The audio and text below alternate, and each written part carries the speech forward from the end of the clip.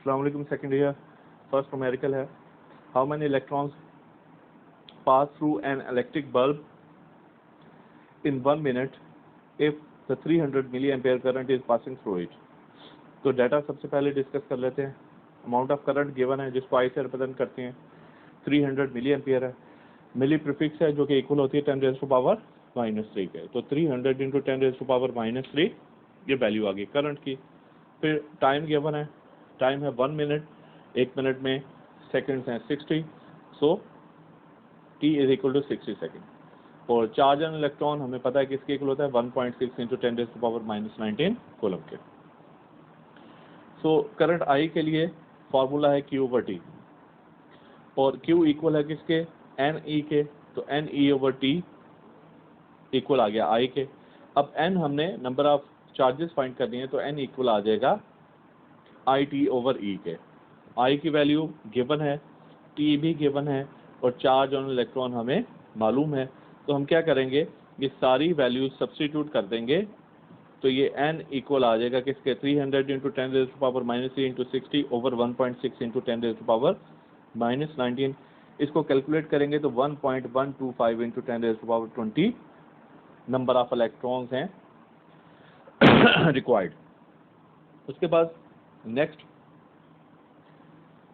Numerical, a charge of 90 coulomb passes through a wire in 1 hour, amount of charge given है, time given है 1 hour and 15 minutes, what is the current in the wire। तो amount of current आपने find करना है।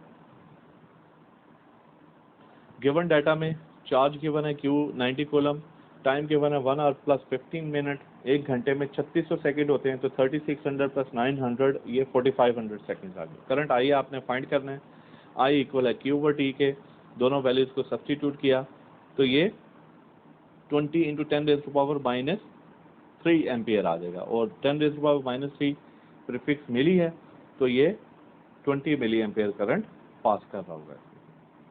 Third one है, find the equivalent resistance of the circuit. Diagram आपके सामने दी हुई है। Total current equivalent resistance find करनी है, total current drawn from the source and the current through each resistor. तो बेसिकली 4 चीजें आपने फाइंड करनी है। इक्विवेलेंट रेजिस्टेंस RE आपने फाइंड करनी है। उसके बाद नंबर 2 आपने टोटल करंट I फाइंड करना है और current through each resistor I1 और I2 फाइंड करना है, I1 I2 और I3 फाइंड करना है। तो 3 रेजिस्टेंसेस कनेक्टेड है, R1 है 6 ओम, R2 भी 6 ओम है, ये दोनों पैरेलल कनेक्टेड हैं और R1 R2 के साथ R3 सीरीजली कनेक्टेड है और ये 3 ओम है। तो डाटा में सबसे पहले फर्स्ट रेजिस्टेंस R1 6 ओम है, R2 भी 6 ओम है, R3 3 ओम है और पोटेंशियल जो दिया जा रहा है वो 6 वोल्ट है।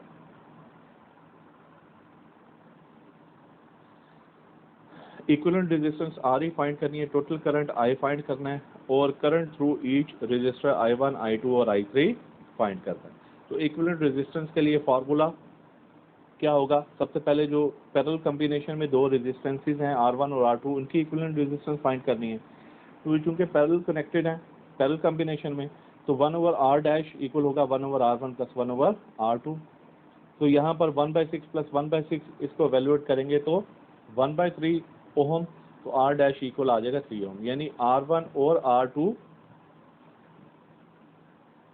की जो इक्विवेलेंट रेजिस्टेंस थी उसको हमने R' से रिप्रेजेंट कर दिया, वो 3 ओम आ गई। अब R3 और R' ये किस में हो जाएंगे, ये सीरीज में हो जाएंगे।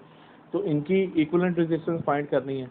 तो चूंकि ये दोनों सीरीज में है तो R' प्लस R3 कर देंगे, 3 प्लस 3 ये 6 ओम आ जाएगा। तो टोटल पूरे सर्किट की तीनों रेजिस्टेंसेस की इक्विवेलेंट रेजिस्टेंस किसके इक्वल आ जाएगी, 6 ओम के।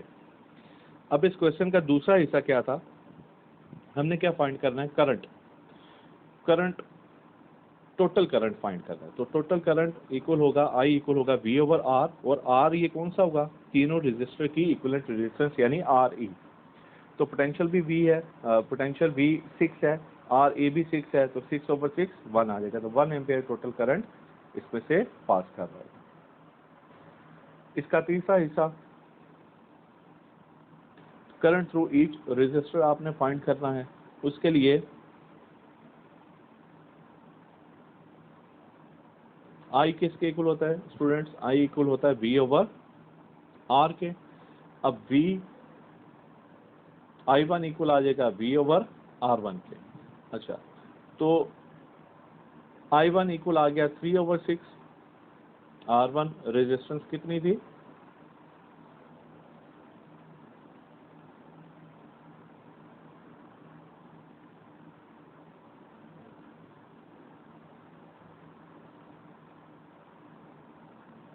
सिक्स। ठीक है, ये देख लें, R1 भी 6 है, R2 भी 6 है और R3 3 ओम है।